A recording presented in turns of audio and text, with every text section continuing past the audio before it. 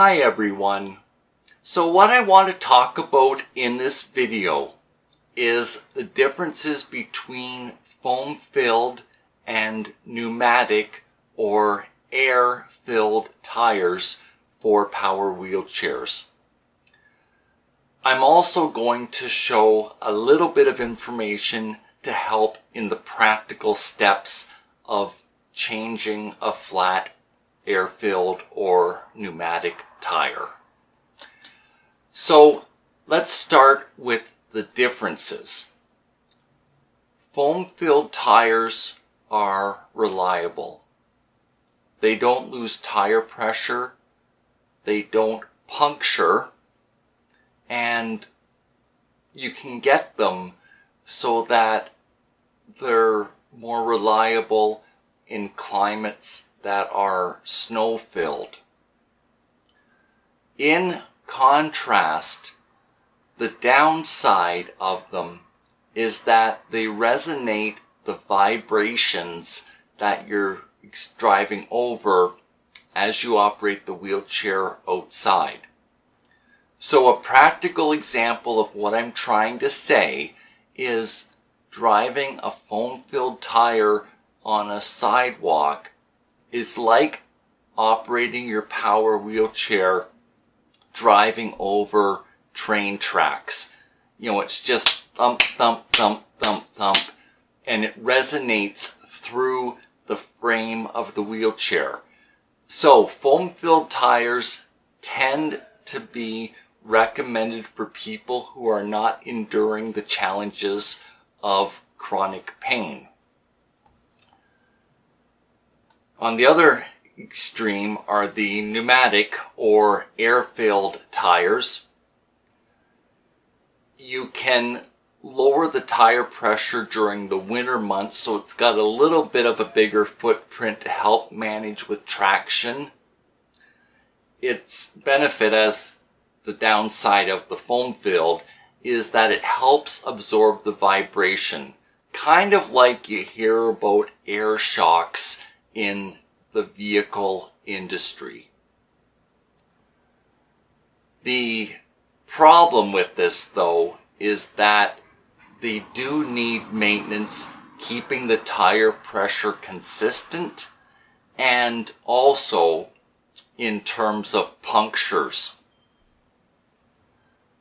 You need to have a plan B for when you get a flat tire if you're using your pneumatic tires outside your home, like going for groceries, entertainment, social engagements, or for physiotherapy. So I was out Friday afternoon. I had a dental appointment. On the way home, I drove through some construction that's happening in the city where I live, and I drove over a shard of metal that was near the construction site. It properly punctured my pneumatic tire, and I had a flat. I was so close to my home when this happened that I just drove the wheelchair slowly to get myself back home and then to deal with this afterwards. So I drive my wheelchair to and from the gym each weeknight, 5 days a week. The purpose in this is for my legs and the physiotherapy that my body needs in the pool. There's a lot of risk in this, though. It's 5 miles or 8 kilometers on each trip. And so if the wheelchair gets a puncture, I'm not going to be able to limp the wheelchair home like I did on Friday. Instead, I'm going to have to arrange a rescue. I use the gym facility until it closes at 10 p.m. And so this is part of the risk. I'm needing to get home at night, and in Canada's colder climate, the frost and the freezing temperatures would immediately become life-threatening if I had a puncture in the winter. I had planned to change the wheelchair tires to foam-filled in about a month from now. Since this has happened, I'm now dealing with it. So I want to show you just a few tips and tricks to help make your life a little bit easier. I've just purchased this hydraulic jack. What's significant about it is that it has a low profile, and that's what you need for a power wheelchair. It has a 3 3/8 inch minimum to get under whatever object is being lifted. This just fits under my power wheelchair. If you bought a standard jack that's like this, what you could do is remove the wheels from it, to get this little bit of distance off of it and allow it to get underneath the wheelchair to prop it up. The placement of this is also important.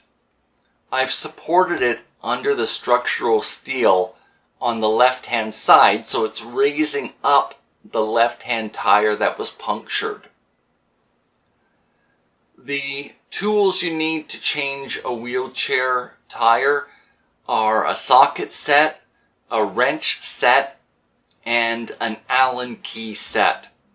Additionally, you need to have either a kit to patch punctures or else a new inner tube if you're changing a pneumatic tire. And then you need to have an air pump and a PSI meter so you don't overinflate the tire when you're performing the replacement. All in all, this is typical routine maintenance of having a wheelchair. It's not a matter of if it's going to happen to you, it's when you're going to get a flat tire. Sooner or later it will happen to you. I hit a flat tire about every 300 kilometers or roughly 220 miles. Right in that range tends to be the frequency that it occurs to me. It happens more during the warm weather than in the winter months here in Canada. And it doesn't have to be a bad event. You just need to plan for how you're going to respond. The few options that exist are a mobility bus where your wheelchair is able to be transitioned from the ground onto it, a wheelchair accessible taxi, public transit that might be wheelchair accessible. However, you would need curb to curb service if you were going to be rescued. Getting off at a bus stop is not practical. There's the option of a trailer, so getting the wheelchair on there and then driving it home for whoever owns the trailer. This is perfectly practical if you have a phone to call and the person's available. There is the option of a half-ton truck. I do need to highlight though, wheelchairs weigh in the region of 200 pounds or 200 pounds plus depending on the batteries. So you need to have a group of people to lift it up. If you're not able to stand at all for a transfer, I don't see this as being very practical though. And then finally, a van can fit the wheelchair inside as well, although it may not be optimal depending on the size. Why I bring up a van is that I've seen the seats now are collapsible by design so that you can fit, for example, a sheet of plywood or shelves in the back. So this is another option to consider. Your final option is there are sort of inflate-a-flat tire type products that are specific for bicycles. And this would also work on your wheelchair. So you need to make a decision over what your rescue plan A, B, and C is going to be, so that when this happens to you, you're able to express to the people that will come help you around you what needs to happen. I do find people being willing to help, but they look to me for the direction because they're not familiar with this. If you explain it like a bike tire getting a flat and I just need to get home to call the mobility store, that may help get the process going.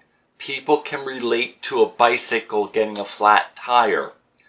You can buy flat tire repair kits online, and if you're not in a crisis, you can bring them in from an Asian country and get good value for your money, like what I've done with this kit.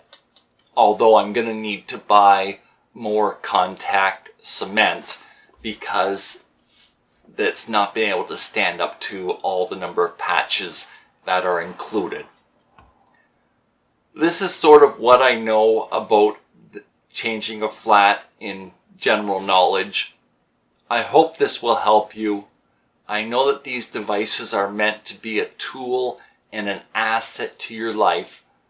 When they break down, and especially if it happens repeatedly, it can become a liability instead of over here where everything is good because I can live my life. And that's why I encourage you to have a proactive plan in place for when it happens to you, as well as the other maintenance that your wheelchair will need. Thank you so much for this time that you spent with me today. Bye for now.